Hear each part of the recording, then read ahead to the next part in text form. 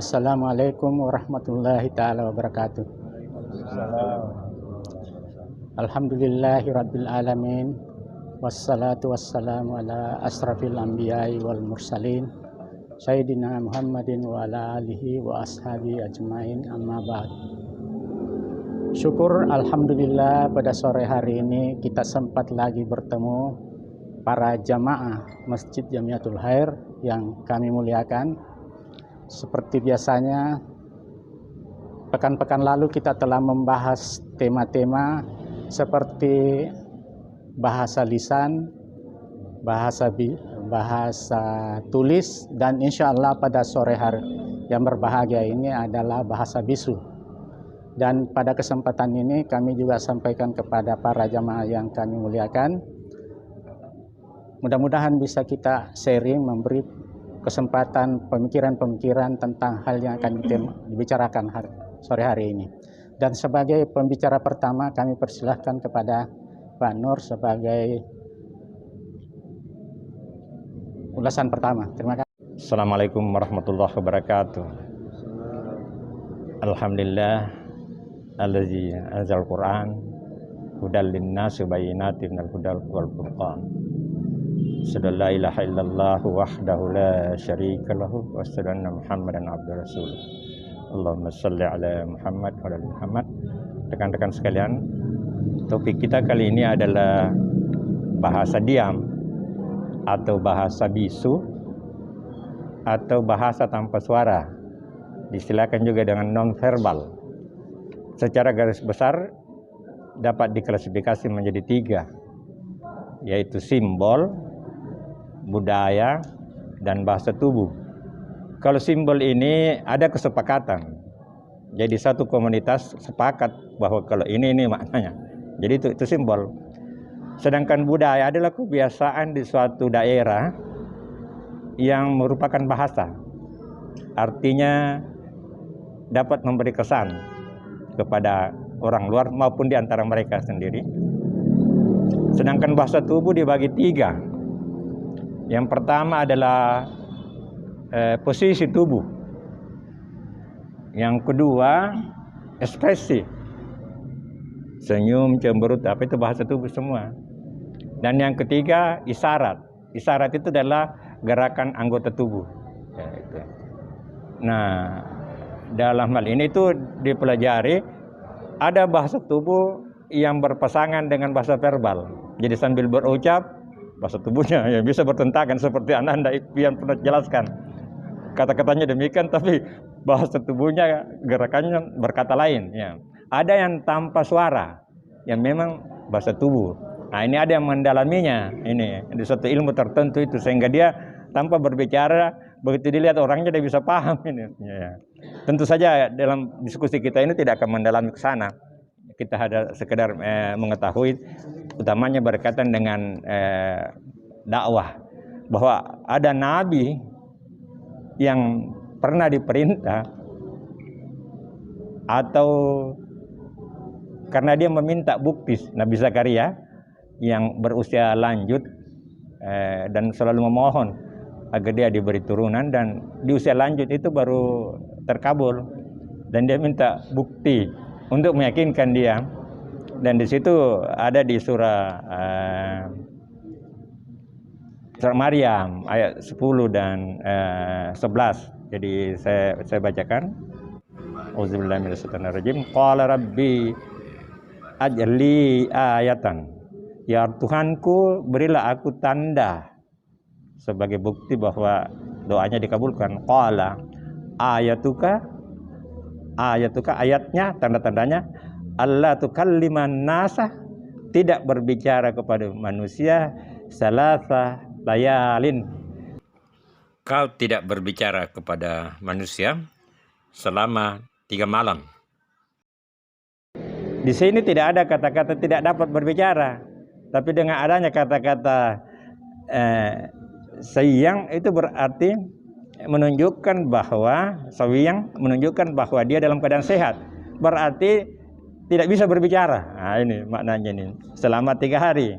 Nah, dan kemudian terbukti dia tidak mampu berbicara. tetapi tetap melaksanakan tugasnya sebagai nabi, rasul.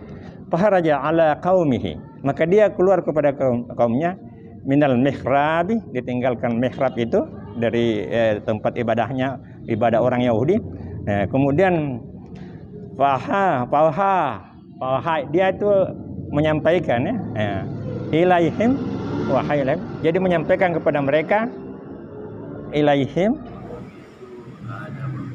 an yusabbihu bukrata wasiyan. Dia minta sabbihu, jadi muliakanlah Tuhanmu dalam hal ini pada pagi dan petang.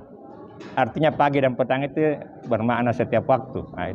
Nah, jadi di sini mungkin dalam diskusi ini kita sama-sama memikirkan apa sih hikmahnya? Kenapa dia diberi tanda dengan tidak mampu berbicara selama 3 hari? Inilah yang akan kita diskusikan. Jadi bahasa tubuh itu ada 3, yang tentu saja ini berkaitan dengan penyampaian kita berdakwah. Kita syukur karena kita bisa berbicara, tetapi ada saudara kita mungkin yang ingin berdakwah juga tapi tidak bisa berbicara. Yang penting dalam hal ini ada postur tubuh kita. Posisi tubuh kita dalam komunikasi itu ya kan, bahwa kalau kita menyampaikan itu sesuatu, maka posisi kita harus berimbang, tegap. Tidak boleh bungkuk, tidak boleh juga, tidak boleh miring-miring, kita harus tegap. Lurus kita. Seluruh hati kita untuk menyampaikan sesuatu. Itu. Dan ini ada yang istimewa dengan mimbarnya Rasulullah. Seperti kita lihat di Masjid Nabawi itu, tidak ada penghalang begini. Jadi no barrier, kalau dalam komunikasi, no barrier, tidak ada penghalang. Jadi dari ujung kaki sampai kelihatan semua. Kalau ini model mimbar begini, modelnya ahli kitab sebenarnya. Ada yang tersembunyi. Dalam komunikasi istilahnya nothing to hide. Tidak ada yang tersembunyi. Makanya di televisi itu kalau pembaca berita selalu kelihatan tangan. Dan sekarang berita itu malah tidak kelihatan, malah berdiri sekarang. Dan itu hebatnya itu kita punya mimbarnya Rasulullah itu begitu. Jadi dari ujung kaki kelihatan itu di atas. Nah itu. Nah, kemudian ekspresi. Jadi bagaimana ekspresi itu? Tapi kalau ikhlas itu semuanya terbentuk sendiri. Kalau ikhlas, dipelajari sekarang senyum. Ahli pemasaran sekarang mempelajari senyum. Sudut mata itu kemiringannya sekian derajat itu ditahu bahwa itu senyum komersil. Ada senyum ikhlas ya. Inilah hebatnya senyum sebagai sedekah. Yang dimaksudkan senyum sebagai sedekah oleh Rasulullah adalah dari kalbu kita yang murni untuk menyampaikan kepada saudara kita. Maka saat itu bakal terbentuklah senyum yang murni. Kalau senyum komersil ya itu hanya berusaha untuk senyum untuk melakukan barang-barangnya. Jadi ekspresi sangat penting. Kemudian isyarat ini seimbang. Ya. Isyarat ini adalah gerakan tangan untuk memperkuat. Ya. Saya tidak akan terlalu perpanjang karena ini hanya mengantar saja.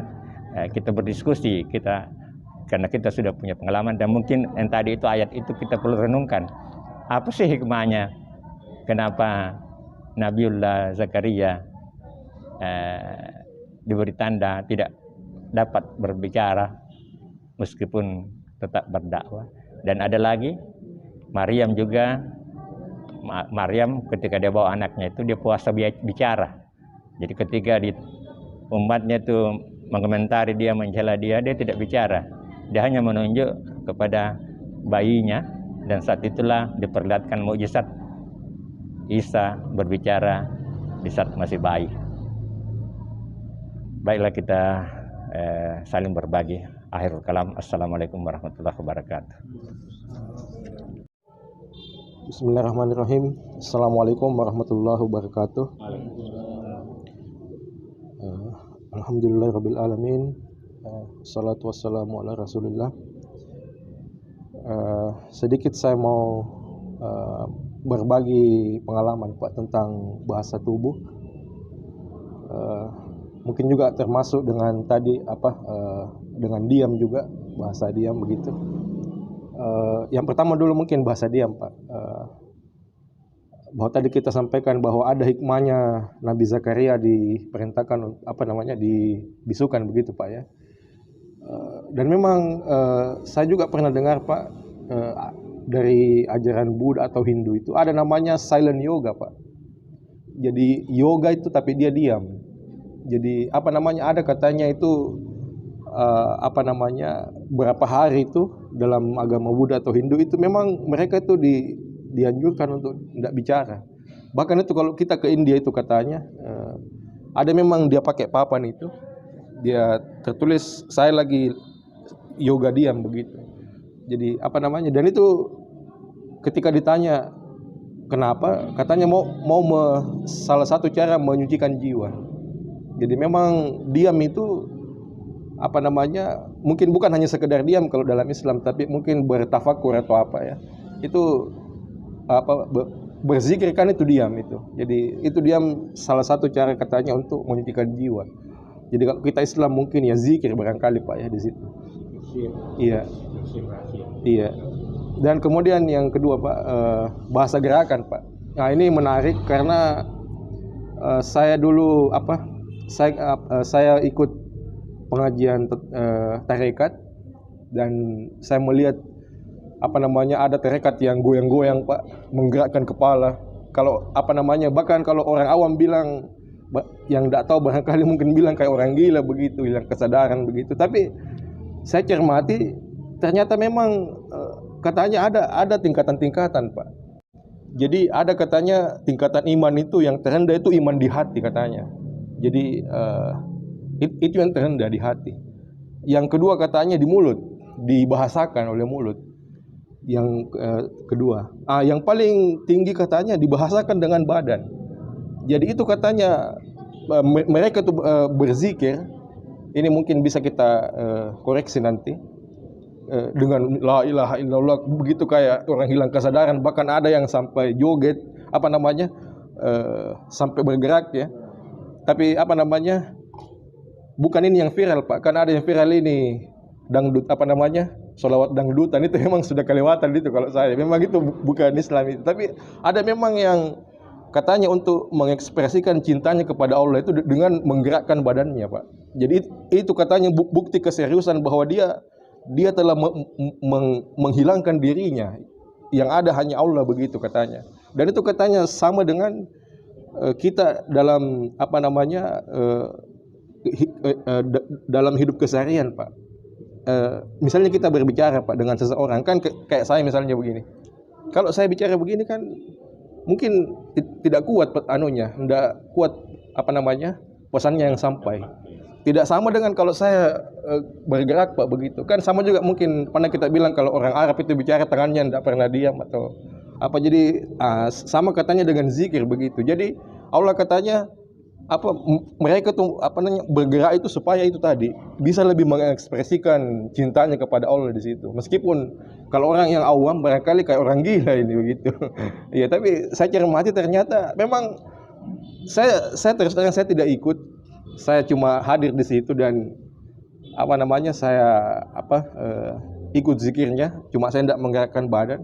Dan saya perhatikan itu teman-teman yang zikir, saya lihat memang ada ekstase-ekstase yang mungkin kita tidak jangkau Pak begitu, yang ada kenikmatan-kenikmatan yang mungkin kita tidak bisa anukan kalau kita tidak alami sendiri.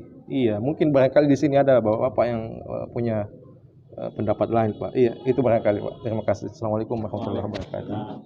Bismillahirrahmanirrahim. Assalamualaikum warahmatullahi wabarakatuh. Alhamdulillahirrahmanirrahim. Pada sore hari ini judulnya bahasa diam Pak ya? Bahasa diam. Kalau dari penjelasan yang tadi disampaikan bahasa diam yang zikir yang tadi Pak ya, yang gini-gini apa, tolong dikoreksi kalau salah Pak. Jadi pernah suatu saat Jibril turun ketemu sama Rasulullah. Itu tuh diperintahkan ucapkanlah zikir la ilaha menghadap ke kanan, pada saat Allahnya itu ke kiri, dan rasakan di situ nantinya. Dan memang ada rasanya Pak, terasa pada saat kita kanan la ilaha, terus kita lempar ke sini illallah, itu terasa sekali, memang ada rasanya.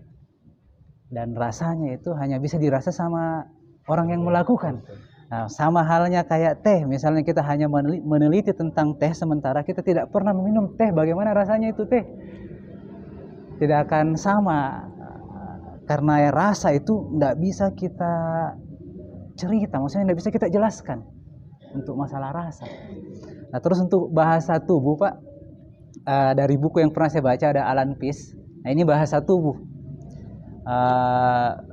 Yang kemarin saya bilang kadang kontradiksi antara bahasa mulut sama tubuh ini, kontradiksi. Nah, kalau ini ada bahasa kayak gini Pak, untuk mengetahui di buku itu jelaskan kalau orang berbohong. Orang bohong itu kelihatan sekali bahasa tubuhnya. Yang paling pertama itu yang dia sentuh pada saat dia bicara, dia meyakinkan kita, dia sentuh hidungnya begini. Itu tanda kalau dia bohong begini Pak. Itu kebohongan di situ. Nah, terus ada juga bahasa tubuh lagi satu yang dia jelaskan ketika lawan jenis kita tertarik sama kita, yang dia lakukan itu pada saat pertama kali ketemu, dia pegang rambutnya begini Pak. Nah, itu bukti salah satu ketertarikannya itu bahasa tubuhnya Pak.